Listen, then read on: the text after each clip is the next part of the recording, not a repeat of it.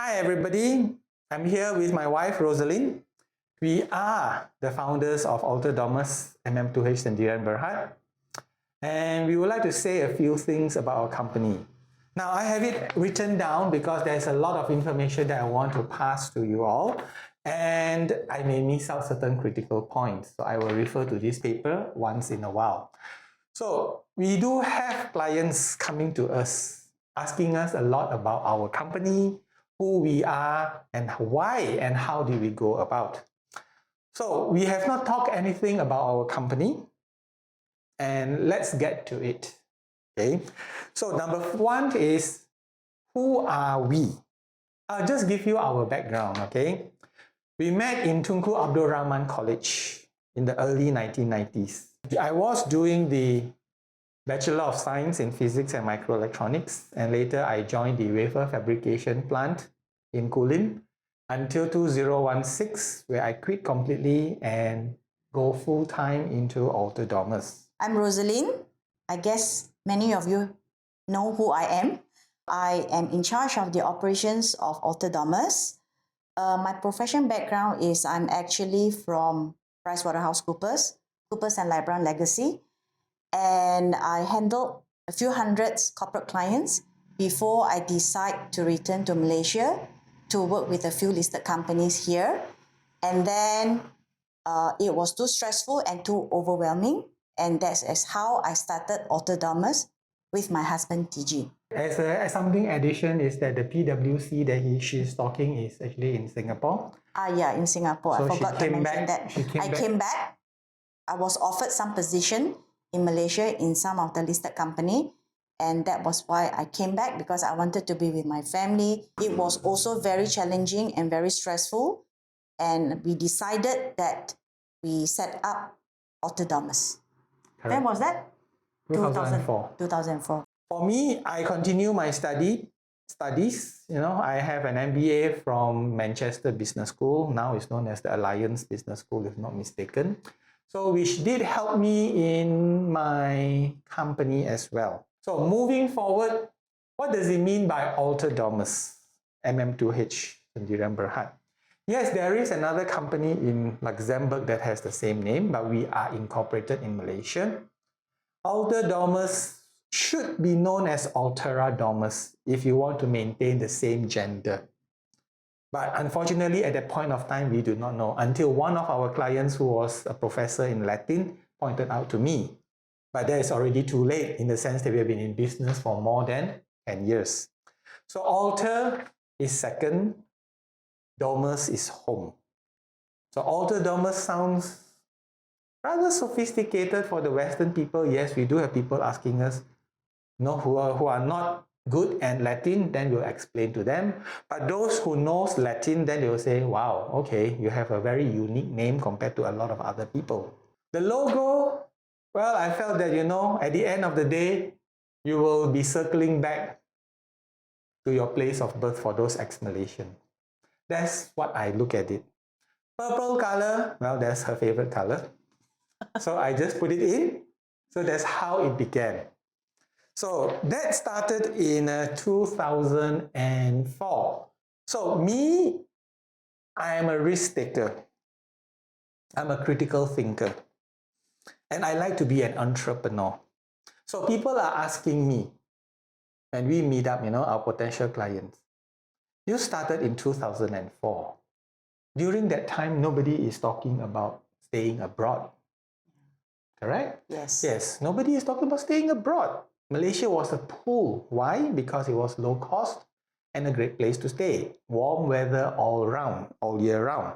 Sometime in 2003, 2004, my mother-in-law brought up a topic of Japanese companies trying to set up a retirement village in Penang. Because at that time, there are many Japanese who come over here. They came over here to play golf, have holidays. Some of them even looking into retiring in Malaysia because the Japanese yen was very strong. They are very rich.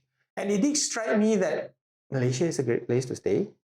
Well, at that point of time, developed countries are still very strong, very powerful, and economically very great. But I just had that inkling that in future, this might not last and Malaysia will be a great place to stay. So upon further investigation, and at that point of time, my father-in-law, who is an immigration officer, has retired. And he did confirm that there's something called the Malaysia My Second Home. So I did more research with my wife together, and we find that, yes, it could be an interesting thing. So I decided to set up, I said to my wife, Roselind, let's set up. Well, of course, she was a little bit resistant because I'm a risk taker. She's more conservative. But the cost of setting up this company is also almost zero.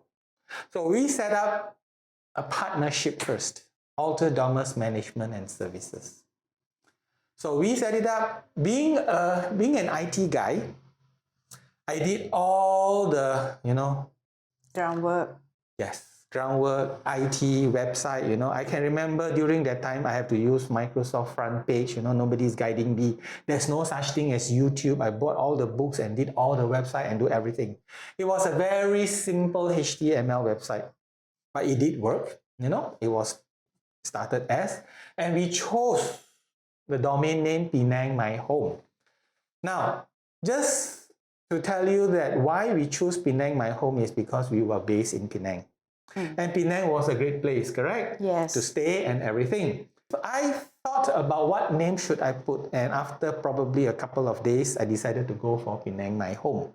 Now that became a very interesting thing post-COVID because people think that we are only in Penang. But actually, we have clients everywhere, from Langkawi to JB to KL, correct? And that domain name become a problem. That's why we have a second one, which is called alterdomus.com.my.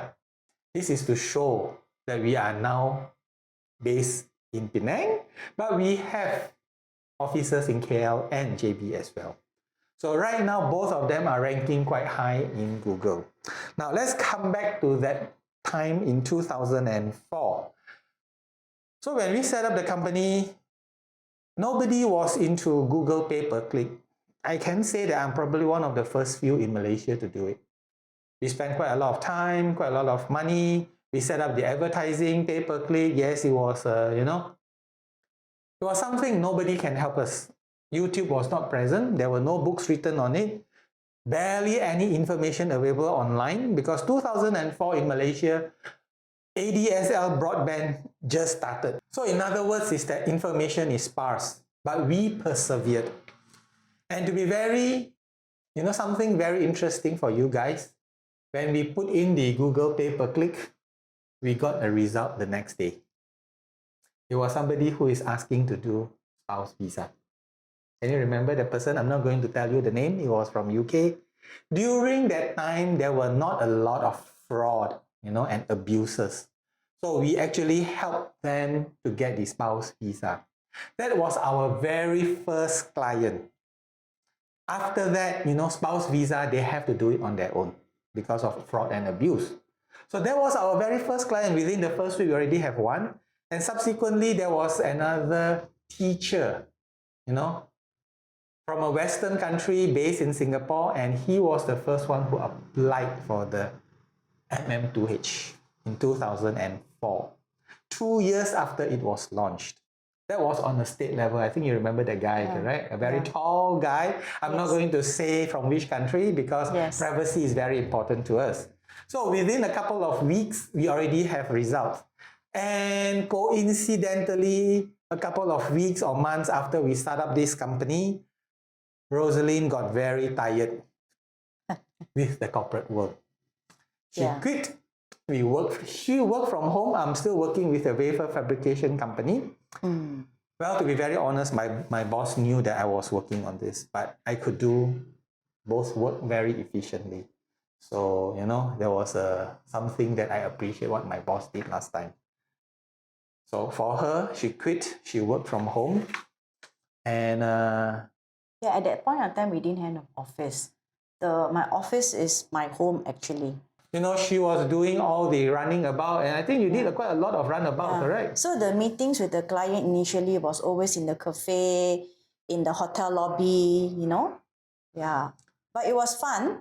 It was fun, very informal, So I have to carry all the documents, their file, their passport. But it was a great experience. Yeah. So what happens was those people who came over know about Malaysia already. They have done their research. Like They I are said. either here, they have been here all the time. In fact, based on this, we did a research and there was a paper written by a master's student from USM, and I cannot remember where I found this paper already. I tried to search for it, but it is none. It was said that 90% of the tourists to Penang are returning tourists. So this research shows that Penang is very unique because people usually don't go to a place 2 times, 3 times. And the best that I can remember was an ex-Sri Lankan British passport holder. He came to Penang, that was many, many years ago when he told me, every single year for the last 27 years. Yeah. Every year. Every Penang single is their year. choice of destination. Yes. Correct. So nobody knew about MM2H or long-term visa. Why? Because there was no internet and nobody was posting anything. There were no social media. 2004, if I'm not mistaken, was the time that iPhone was first launched. That was that time, okay? Everything is like 2G, at best is 3G for a phone. Websites are not designed for mobile and all these things. Those were the years. And people are still using Nokia, Sony Ericsson and all these phones. So our internet marketing is very rudimentary. There's nothing. We just need to look at forums to see that, make sure they are talking about the right things. I join forums to talk about, Malaysia, staying here. MM2H was not formalized. It was only formalized in 2006. Prior to that, it was approved at the state level, and there were a lot of interpretation, a lot of misinformation happening. So that's where we come in and help our clients. Because you are not fluent in Chinese. Mandarin. Yes. And I'm the only one. And when you started up, it is really challenging for us to talk about the clients who are speaking Mandarin, and mostly from mainland China. Mainland China just came in somewhere around 2012 onwards, where they start to come in en masse. We already have a company, but most of our employees, in fact, almost all of them, they cannot speak Mandarin. Correct. So that becomes a very operational challenge. So that's why we reduce our focus on the Chinese market. Yeah, but we still do Chinese market, but those that can speak Yes, English. during Yeah, that time. Yeah. It's only now when we hire people who can speak in Mandarin, that's why we can expand our clientele. But because of our historical fact that we never targeted the Chinese in the first place, due to our operational constraint, Yes. we are relegating it a little bit down. We focus more on the Western market. However, there are still plenty of them who hails from China but working in UK, working in Singapore, who are still taking up this MM2H is because they know how to speak English. And at the time, the employees of 2014, they can comfortable liaise with them. So that's the reason why we have less focus on the Chinese market of operational constraint. Because of the fact that we are based on the internet, clients come from us through the internet, we are very independent. Clients that comes to us from other sources, legal sources or, legal firms or property developers, they also find us through the internet, right? Yes, but if let's say it's referral from all these developers, we may be beholden to them, even if let's say some of them are not that legal, doing things, we cannot say anything because they refer clients to us. So when we get everything from the internet, we have the control by telling them what is good, what is not good. Be more transparent lah. And independent. So we strongly encourage them to do research on their own because we don't sell properties. It's up to them whether they want to buy or don't want to buy. But we are not beholden to anybody. And that becomes a very strong selling point for our company because we are independent. There was a feeling that when you are starting to do a lot of work, right? You are doing a lot from home and everything. There will be a time that you felt that, you're going to get some people. Otherwise, you'll be so bogged down. You have to travel here and there, correct? Yeah, because you have enquiries coming in, you have to address their queries, reply the emails, and then doing paperwork. traveling to meet clients, because you don't have an office. So the journey always starts from home to wherever your client is. So it's quite taxing lah. Apparently, the opportunity came in 2006. And we are required to do the licensing. And one of the criteria for licensing is you need to have an office. So, which is good, So when they announced that they are going to be licensed, all these agencies, and centralize it to KL rather than doing it on a state level, to me is a very positive step. It formalizes this process. We like to take up all these challenges. And we look into the future. That's the reason why when they announce this licensing, we quickly get all the Yeah, we were documents. so happy because it's more regulated. Then we submit it in, and we are very happy up till today, and we are very proud that we have the first MM2H license in Malaysia, MM2H/001. In fact, during this relicensing exercise in 2024, we were also the first legacy MM2H to be licensed with the license number MM2H810. It just shows that we are very committed to MM2H. We are the proactive company. We look into things and look into the future and see what is the best way to go about. And the other proud thing is that, do you know that out of the first 20 companies that started in 2006, there are only 3 that survive. One is us. We are doing mostly the Western countries. The other 2 are mostly doing the Chinese and Asian countries. We are the only one that grew and prosper.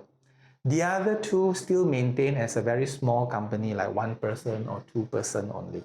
When we started up, can you remember our office at Penang, Pahang Road, 48 Pahang Road? Can you perhaps tell our clients? It was a small office, about 1,400 square feet. I think about 1,004 to 1,006, around there. At that point of time, we have like 6 employees. Well, I think we started up with 1, 2, 3, we grew until we went to 6 to 9, later on. Before we moved here, we have like about 10 employees. Yeah, 9 to 10 employees. Yeah. We were there from 2006 until 2024, early 2024. 2024? Yeah. Yes. It was a very small office in the sense that we have 1 meeting room, and at most we can fit about 10 tables like that, okay? Yeah. So that was the requirement by the Ministry of Tourism. And of course, we are extremely proud and happy that we maintain it from 2006, 2023. We are the only company that grew, and we have right now, February 2026. The Ministry of Tourism, early February, I think, was it 7th or 8th? I forgot. I don't remember February. the exact date. We were the 3rd largest in Malaysia as a MM2H sponsor. The first 2 companies focuses mostly on China and Taiwan. So we are by far the largest doing the MM2H for Western developed countries. So there's something, an achievement that we are proud of. We grew actually leaps and bounds. And if we were to plot the chart of our existing clients, we went from year to year growing and growing and growing. Not really a lot at the time, maybe 5 to 15% growth per year, sometimes 20% growth per year. And on the number of our staff, I think you are right. You say what, about 40? 9 to 10? That point. The highest was about 14, correct? Yeah, about that. Yeah, until COVID struck. So from 2006 until 2020, we were growing. And in 2020, March 20th, if not mistaken, the whole world was shut down. Malaysia was shut down. And everything came to a halt. It was 18 March 2020, right? I think 18 or 20, I cannot remember. Yeah. But, I foresee that eventually COVID will be over. So we persevered. Because we're focusing on the Western developed countries, many people in the Western developed countries realize that their country is not what it seems to be, and they want to get out. So that's the reason why we have so many enquiries, and we submitted 38 applications. They wanted an alternative plan lah. That's the reason. Correct. Yeah. Rather than putting all eggs in one basket. Perhaps so. But what happens was that It was an Malaysia... eye-opener for them during COVID. Correct. Yeah. It was something that is very unique. Yeah. However, Malaysia shut down again, and together with the 8mm2H a few months later. That was the death knell for many MM2H agencies in Malaysia. One of the reasons was because they were focusing on China market. Unlike the Western country, if I can recall correctly, China doesn't allow anybody to leave after certain month, certain time of certain years, I forgot. So nobody can leave China, whereas the Western countries, they can still leave. China. Yes. Oh, I didn't know that. So since our competitors and many of them are doing the Chinese business, they had a huge setback. Yeah. For us is, we can still do it. Now, there's one myth that I've always said in all my videos, and I'm going to say it again here. Malaysia allowed MM2H people to come in. It's just that they don't know how to get the approval to come in. I have helped hundreds of people coming in during COVID. These are the people that supported us during the lockdown. They came in with a new passport, transfer of sticker, renewal and everything. We got all of them in. But the myth outside is stating that Malaysian government is so bad that they don't allow the MM2H people to come in. That was completely wrong and misinformed. Up till today, people still repeat that. If not for these people coming in, we would be suffering. All, in COVID, perhaps you may have forgotten, we have only 1 year of loss. The other 2 years, we made a little bit of profit. Not a lot, a little bit only. But it is nevertheless still a small profit. So yes, we brought in literally hundreds, and these are the people who supported us by renewing their visa. I told them that COVID is just a setback, in a timeline of human civilization.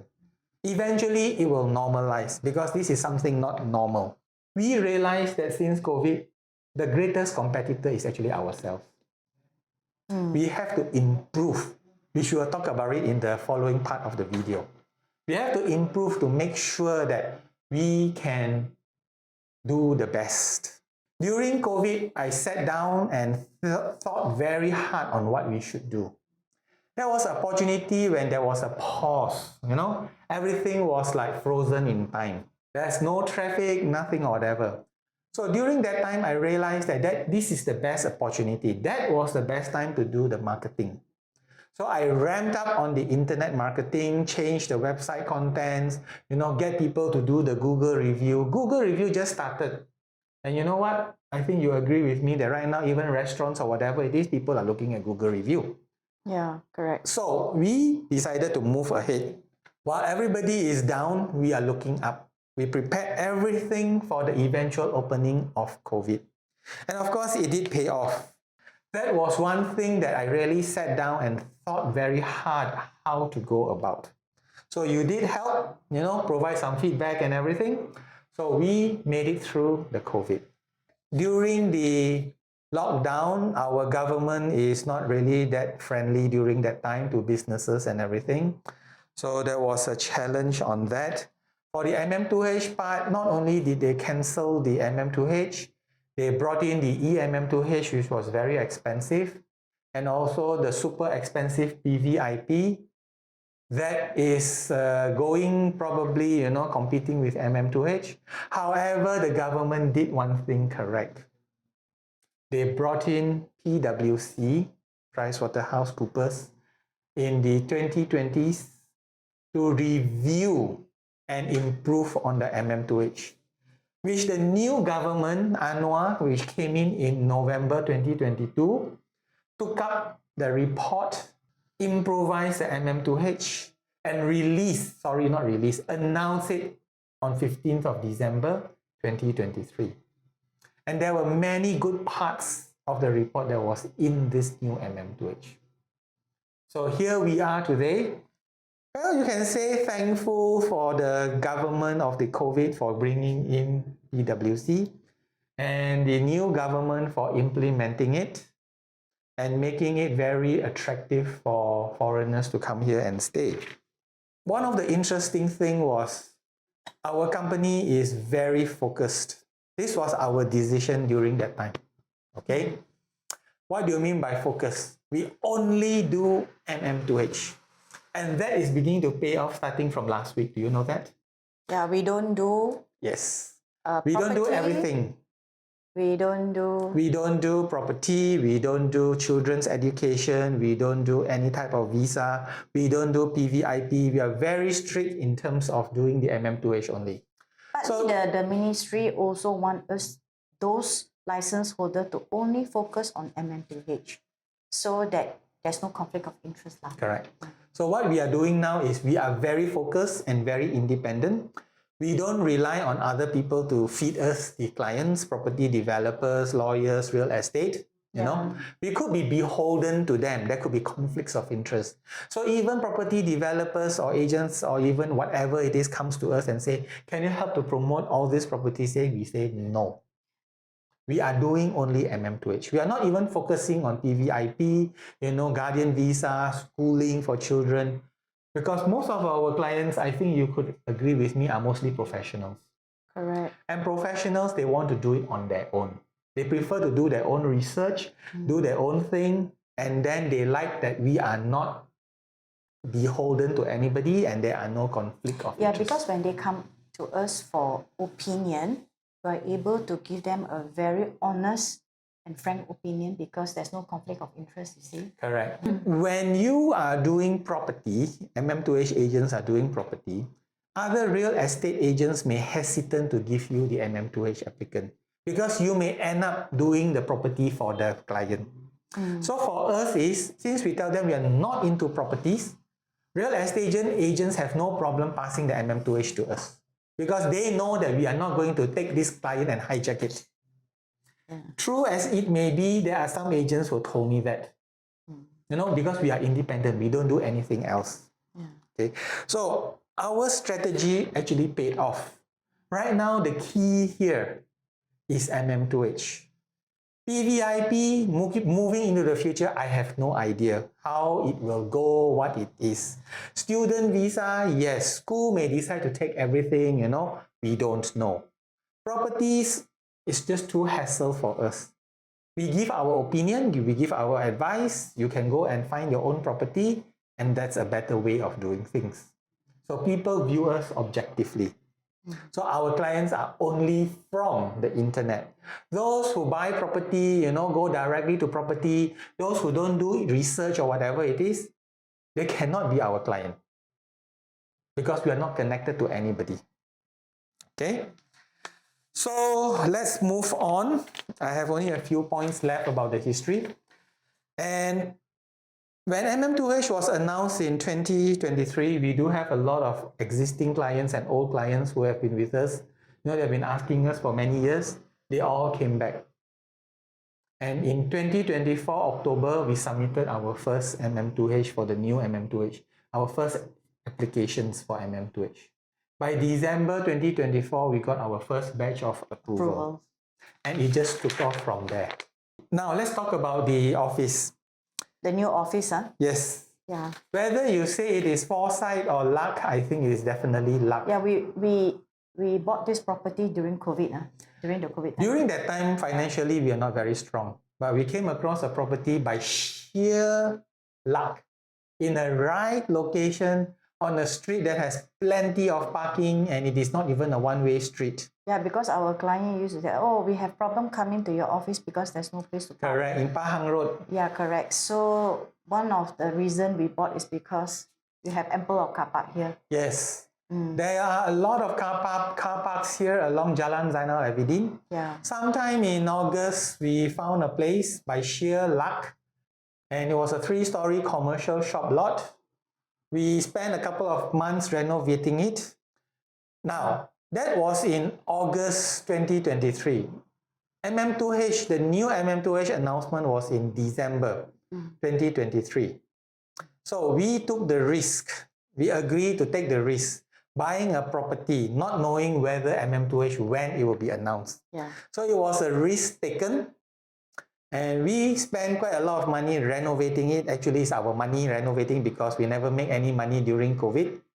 And you can say it's by God's grace or luck, December they announced. February 2024, that is just 3 months later, we moved into this office. Before Chinese New Year, right? Correct. 6 months later, they announced that the application is going to be accepted. And from there on, we keep on hiring, we keep on expanding.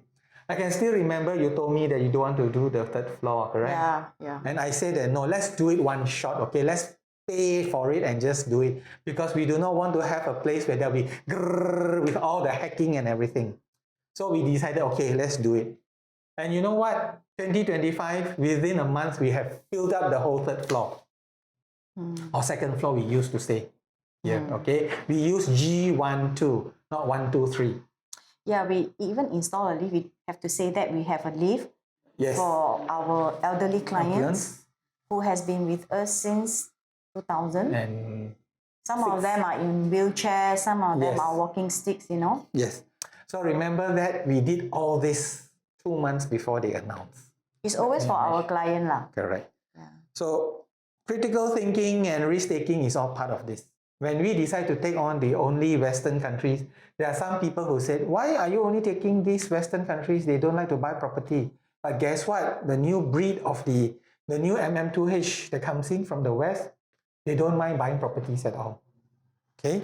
So that is the risk-taking that I'm talking about. If you can foresee that in future people are going to come here, like 2004, when I started up this company, and this new office that comes in, I would say that luck will always be with those who are prepared for it. 2024, April, when they allow branches to be open, Ministry of Tourism and Arts and Culture Yeah. wants In short, every it's more tech. correct wants every office to be licensed. So when the licensing procedure was available, instantly we applied for it. And we have the permission to open branches, which we call them MM2H Centers of Excellence. One in KL, Bangsa area, and one in JB, South Key. South Key area. Yes, we do have people coming in, and in fact today we have 2 who wanted to go and meet up with our office in JB. I think the reason why we set up our branches is because of the demand of our client asking us to set up the branches, right? Correct, because Yeah. So it's they always want to about meet us there. Yeah, it's always about the client, car park, lift, Customer service. setting up branches. It's always about Correct. our client. Well, the side effect here is that the new applicants are also interested now. So not only do we serve the existing clients, we are also serving the new clients. In fact, all our clients in JB are very happy. They don't have to send their passport, everything. They just visit our JB. In fact, there's one just came in lately. You know, he also put in a good review in our Google review in the JB office. Okay. So that's the reason why we are the only MM2H sponsors that have MM2H Centers of Excellence or branches in KL and JB. Interestingly, that is our history. We have gone through quite a lot, isn't it? Yeah. And we are still here today. So, great, isn't it? Yes, it is great. So, we are going to part 2, which you are going to hear about this shortly.